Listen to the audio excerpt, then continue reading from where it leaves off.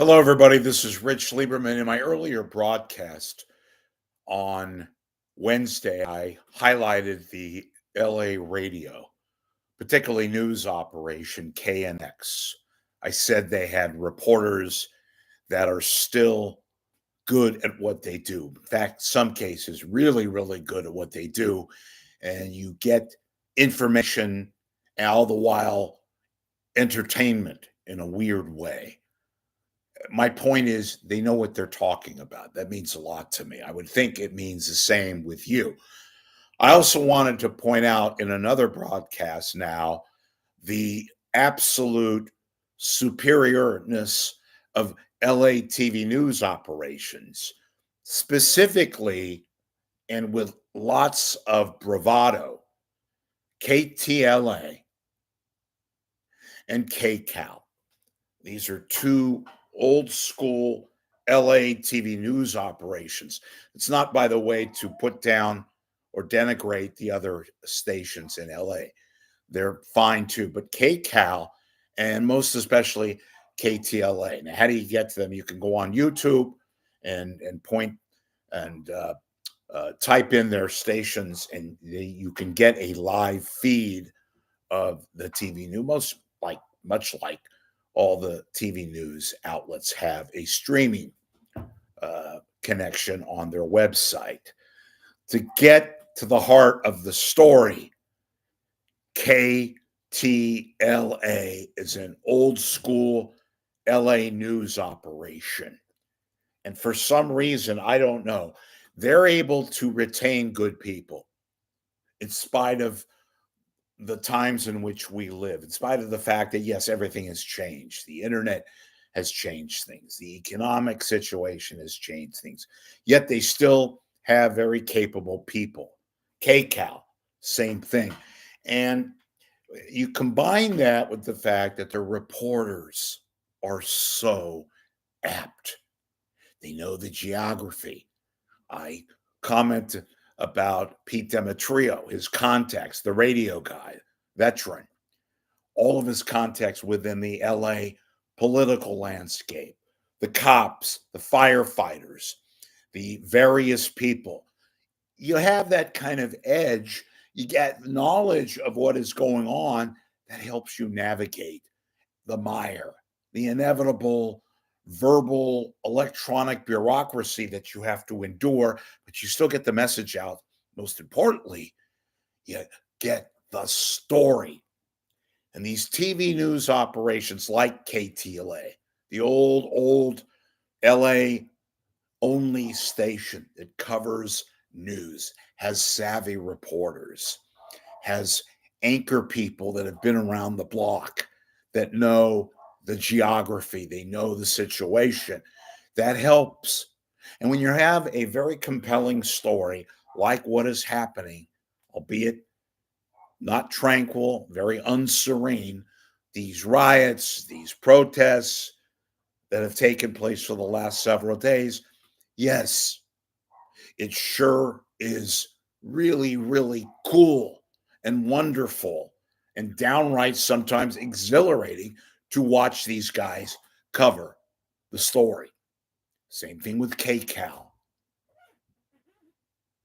I wonder how they can keep people, real good people, and get new people if they have to.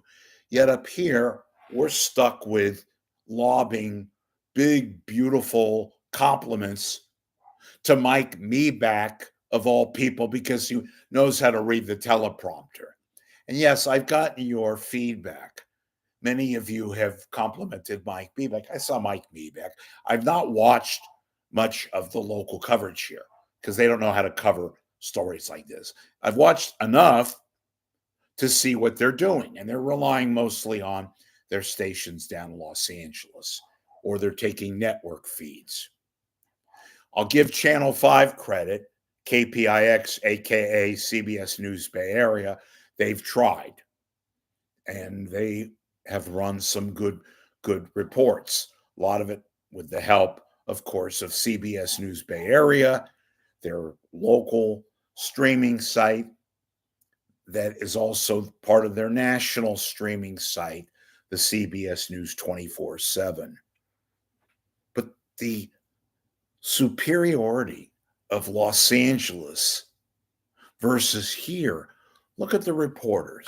Don't even have to look at the anchors. The reporters down there. And yes, okay, look at the anchors. And this has been the case for a while. I remember Pete Wilson and McElhatton and Dennis Richmond and a few now. I can't really highlight what we have today. There's a few good people. I've mentioned Juliet Goodrich. Dan Ashley every now and then, shows that he's a very wily veteran.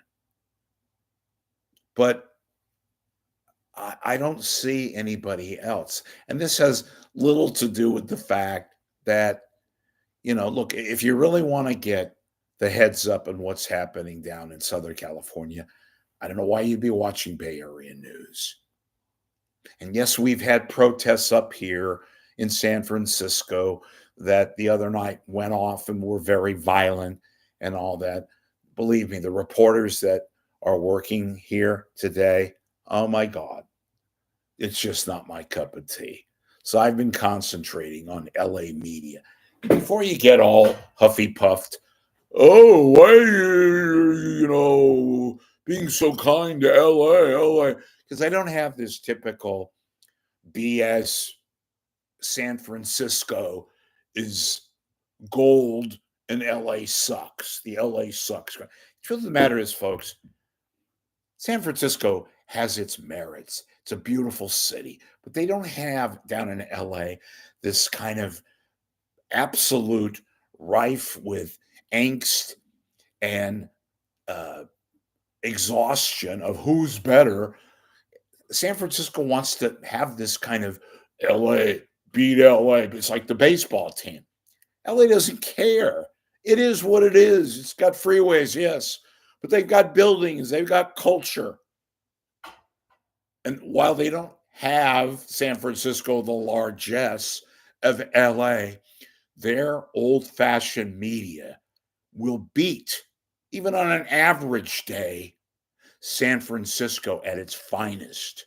And that's both not just TV news and radio, but culture and food and all the other things that go along with a big city. But they don't have this hang up about beating San Francisco. They don't frankly care.